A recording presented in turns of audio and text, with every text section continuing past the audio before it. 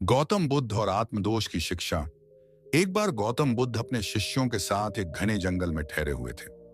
संध्या का समय था, जब सभी शिष्य ध्यान और साधना में लीन थे। तभी एक शिष्य, जिसका नाम आनंद था, निराशा और आत्मग्लानि से भरा हुआ बुद्ध के पास आया। उसके चेहरे पर दुख की छाया थी और आंखों में आंसू भरे थे। बुद्ध ने प्रेम भरी दृष्टि से पूछा, आनंद, क्या बात है? तुम इतने व्याकुल क्यों हो? आनंद ने सिर झुकाकर कहा, भगवान, मुझसे बहुत बड़ी भूल हो गई। मैंने अनजाने में एक साधु के लिए कठोर शब्द कह दिए। मैं स्वयं को क्षमा नहीं कर पा रहा। मैं कितना अधम हूं।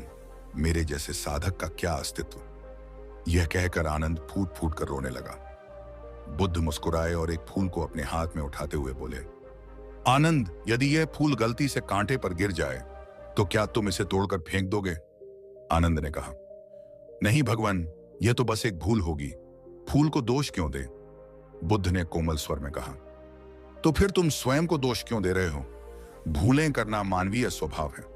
जैसे फूल अपनी सुगंध नहीं छोड़ता, वैसे ही तुम भी अपनी साधना मत छोड़ो।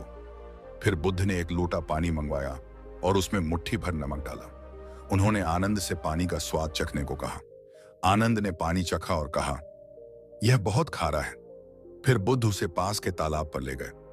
उन्होंने उसमें भी मुट्ठी भर नमक डालकर कहा, अब इसका स्वाद चखो।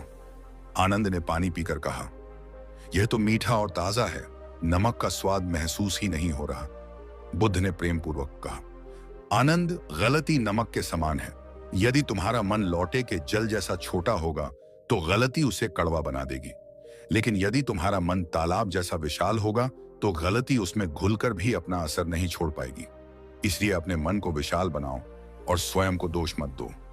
आनंद की आंखों में आंसू थे, लेकिन अब वे पश्चाताप के नहीं, कृतज्ञता के थे।